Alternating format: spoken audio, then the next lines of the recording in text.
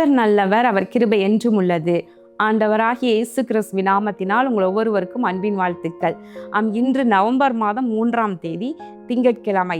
இந்த நாள் உங்களுக்கு சமாதானமான ஆசீர்வாதமான நாளாக இருப்பதாக. இன்றைக்கு நாம் தியானிக்கும் வசனம் யோவான் எழுதின சுவிசேஷம் 9வது அதிகாரம் 4வது வசனத்தின் பின்பகுதி. ஒருவனும் கிரியை செய்யக்கூடாத காலம் வருகிறது.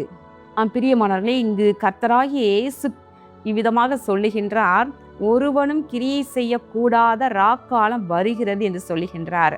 அப்படி என்றால் என்ன?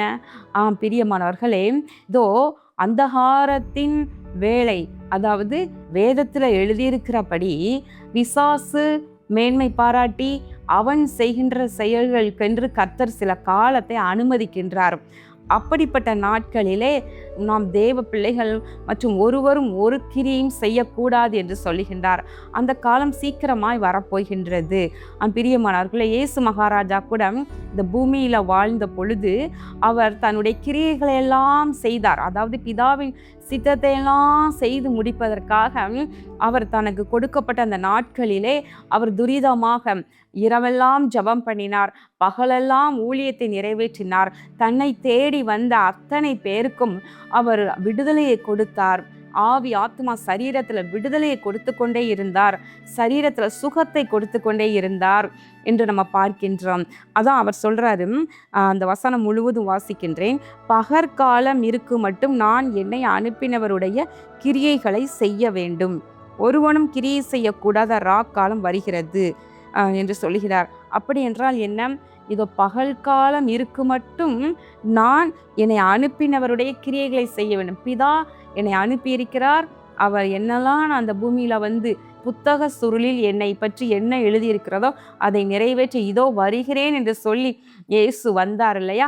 அதே போல அதை எல்லாவற்றையும் நிறைவேற்ற எழுதியிருக்கிறபடியே இது எழுதியிருக்கிறது நிறைவேறிற்று, இப்படி எழுதியிருந்தது நிறைவேறிற்று என்று சொல்லி ஒவ்வொன்றாய் அவர் பிறந்தது, இந்த பூமியில பாலகனாய் பிறந்தது முதற்கொண்டு அவர் சிலுவையில் அறையப்பட்டது வரைக்கும் அப்படியே எல்லாம் எழுதப்பட்டது, அப்படி நிறைவேறி கொண்டே இருந்தது.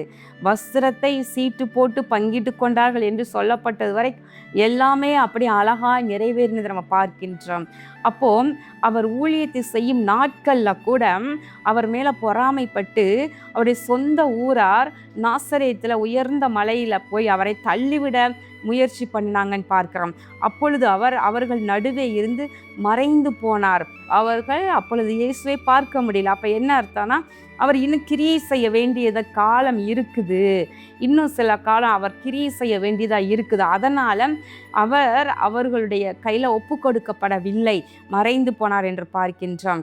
பிரியமானவர்களே, தேவ பிள்ளைகளுடைய வாழ்க்கையிலும் கூட தேவன் நம்மை அனுப்பி இருக்கின்ற இந்த பூமியில நம்மை குறித்து வைத்திருக்கின்ற தீர்மானங்கள் திட்டங்கள் எல்லாம் நிறைவேற்ற நம்ம துரிதப்பட வேண்டும். கிரியை செய்ய முடிகின்ற பகல் காலத்தில் நம்ம அதை வீணாக்காத படிக்கு, நம்முடைய காலங்களை வீணாக்காத படிக்கு, நாட்களை விரயமாக்காத படிக்கு, நம்ம நேரத்தை வீணாய் கழித்து போடாத படிக்கு நம்ம செயல்படுபவர்களாக இருக்க வேண்டும்.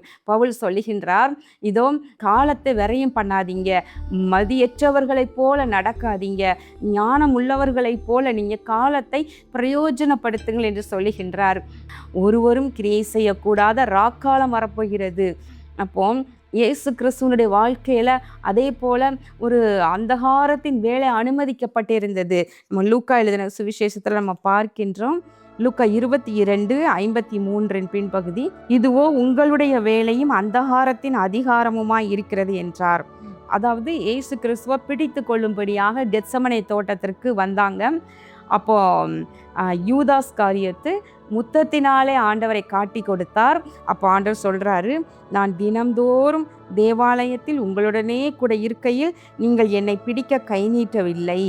தினமும் தேவாலயத்தில் பிரசங்கம் பண்ணாரு, தினமும் ஜனக்கூட்டம் அவரை நெருக்கிட்டு இருந்தது, அவர் அற்புதங்களை செய்தாரு. அப்போலாம் இவங்க இந்த ஜனங்கள் யூதர்கள் இவரை கை போடலை, ஆண்டவர் கை போட விடலை, தேவன் ஒப்பு கொடுக்கல. ஆனால் அந்த நேரம் வரும் பொழுது, அந்த ராக்காலம் என்கிற அந்த நேரம் வரும் பொழுது தேவன் எதற்காக கிறிஸ்துவை அனுப்பியிருந்தாரோ அவர் கிரியை செய்து முடித்தார். என்றதினாலே இதோ அவர் கடைசியா நிறைவேற்றப்பட வேண்டிய பாடு மரணம் என்கிற அந்த வேலை வந்த பொழுது அந்தகாரத்தின் வேலையாக மாறிற்று. அப்பொழுது அவர் கிரியை செய்யக்கூடாது, அவர் மறைந்து போக முடியாது. தானே அவர் தன்னை ஒப்பு கொடுக்கின்றார். பார்த்தீங்களா, இதுவோ உங்களுடைய வேலையும் அந்தகாரத்தின் அதிகாரமுமாய் இருக்கிறது என்றார். அவர்கள் அவரை பிடித்த பின்பு பிரதான ஆசாரியனுடைய வீட்டில் கொண்டு போய் விட்டார்கள். அதற்கப்புறம் மனுஷகுமாரன் சிலுவையில் அறையப்படுவதற்கு ஒப்பு கொடுக்கப்பட்டு ஒரு சிலுவையில் அறையப்படுகின்றார். அடுத்து 3வது நாளில் உயிரோடு கூட எழுந்தார். அப்போ அந்த நடுவில் உள்ள நாட்கள் அந்தகாரத்தின் வேலையாக இருக்கிறது. அந்த 3 நாட்கள் அவர் தன்னுடைய திட்டத்தை நிறைவேற்ற வேண்டும், மனு குலத்திற்காக மரிக்க வேண்டும். இதான் அனுமதித்த அந்த பாத்திரத்தில் அவர் பானம் பண்ணாமல் இருப்பேனோ என்று சொல்லி தன்னை ஒப்பு கொடுக்கிற நேரம், பிரியமானவர்களே, அவர் கிரியைகளை செய்து கொண்டிருந்த காலம் இருந்தது. பகல் காலம் என்று சொல்லப்படுகிற அவர் கிரியை செய்யக்கூடிய காலங்கள் இருந்தது. இன்றைக்கு நீங்கள் யோசித்து பாருங்க, ஒருவரும் கிரியை செய்யக்கூடாத ராக்காலம் வரப்போகின்றது இந்த பூமியில். நம்ம இப்படியெல்லாம் நம்ம இவ்வளவு சுதந்திரமாக நம்ம எங்கனாலும் சென்று வருகின்றோம், நம்ம காரியங்களை நிறைவேற்றுகின்றோம், வசனத்தை எல்லாரும் லகுவாய் கேட்க முடியுது. ஆனால் இதெல்லாம் ஒளிந்து போகக்கூடிய ஒரு காலம் வரப்போகிறது. அதற்கு முன்பதாக காலத்தை பிரயோஜனப்படுத்த வேண்டும். கண்களை ஜெபம் பண்ணுவோமா?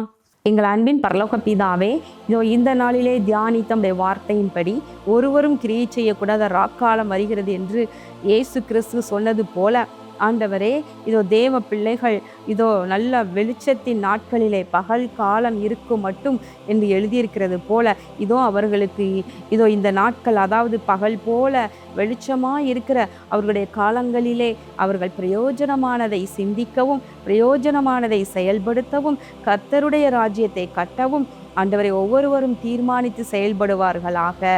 கர்த்தர் ஒவ்வொருடைய கரத்தின் கிரியைகளையும் பலப்படுத்துவாராக, ஆசீர்வதிப்பீராக. இயேசு கிறிஸ்துவின் நாமத்தினாலே இந்த ஜெபத்தை ஏறெடுக்கின்ற நல்ல பிதாவே, ஆமேன். பிரியமானவர்களே, நாம் இந்த பூமியில் வாழும் பொழுது மட்டும்தான் கர்த்தருக்காக நம்ம கிரியைகளை செய்ய முடியும்.